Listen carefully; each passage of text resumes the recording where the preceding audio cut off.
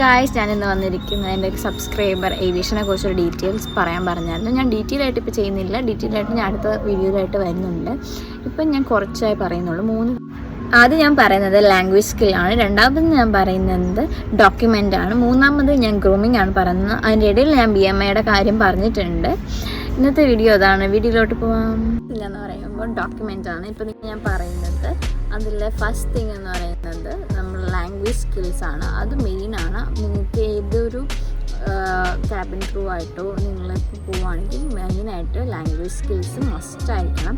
ഹിന്ദിയും ഇംഗ്ലീഷുമാണ് മെയിനായിട്ട് അവർ പറയുന്നത്. ഇപ്പോൾ ഇൻ്റർവ്യൂ നിങ്ങൾ +2 കഴിഞ്ഞിട്ടാണ് നിങ്ങൾ പോകുന്നതെങ്കിൽ ഇൻ്റർവ്യൂവിൽ മെയിനായിട്ട് ചോദിക്കുന്നത് നിങ്ങൾക്ക് എത്ര ലാംഗ്വേജ് അറിയാമെന്ന് ചോദിക്കും. നിങ്ങൾക്ക് ഇംഗ്ലീഷും ഹിന്ദിയുമാണ് അറിയുന്നതെങ്കിൽ അതിൽ കൂടുതൽ എക്സ്ട്രാ ലാംഗ്വേജ് ഉണ്ടെങ്കിൽ അത്രയും നല്ലതാണ്. നിങ്ങൾ അത്രയും പെർഫെക്റ്റ് ആയിരിക്കണം. പിന്നെ അവർ അതിൽ നിങ്ങൾക്ക് ഏതാണ് അറിയാന്നുള്ള എക്സ്ട്രാ ഒരു ലാംഗ്വേജ് ടിപ്പ് എന്ന് പറയുമ്പോൾ ഡോക്യുമെൻ്റ് ആണ്. ഡോക്യുമെൻ്റ് വേണ്ടത് നമ്മൾ +2 സർട്ടിഫിക്കറ്റ്, പിന്നെ പാസ്പോർട്ടിൻ്റെ ഒരു കോപ്പി, അല്ലെങ്കിൽ പാസ്പോർട്ട് വേണം. +2 കഴിഞ്ഞിട്ട് നിങ്ങൾ ഇൻ്റർവ്യൂ അറ്റൻഡ് ചെയ്യുകയാണെങ്കിൽ ഐ ടെസ്റ്റിൻ്റെ പിന്നെ ഫിറ്റ് ബോഡി ചെക്കപ്പിൻ്റെ ഒരു സർട്ടിഫിക്കറ്റും വേണം നിങ്ങളുടെ കയ്യിൽ ഇൻ്റർവ്യൂ അറ്റൻഡ് ചെയ്യേണ്ട ആൾക്കാർ. പിന്നെ കോളേജ് നിങ്ങൾ ഇപ്പം ഏവിയേഷൻ കോളേജിൽ പഠിക്കാൻ താല്പര്യമുള്ളവർ നിങ്ങൾ +2 കഴിഞ്ഞിട്ടാണ് നോക്കുന്നതെങ്കിൽ അതിൽ വേണ്ടത് 10th സർട്ടിഫിക്കറ്റും 12th സർട്ടിഫിക്കറ്റുമാണ് വേണ്ടത് മെയിനായിട്ട്.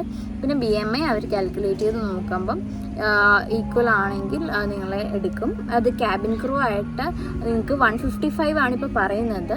അത് നിങ്ങൾക്ക് 155 ഇല്ല, അതിൻ്റെ ബിലോ ആണെങ്കിൽ നിങ്ങൾ എയർപോർട്ടിംഗ് മാനേജ്മെൻറ്റിലോട്ട് സജസ്റ്റ് ചെയ്യും അവർ.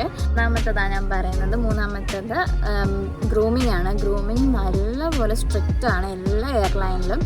നല്ലൊരു ക്ലിയർ സ്കിന്നായിരിക്കണം. പിന്നെ ഇതിലായാലും ഹാൻഡിലായാലും എവിടെയായാലും നിങ്ങൾക്ക് പാച്ചസ് പാടില്ല.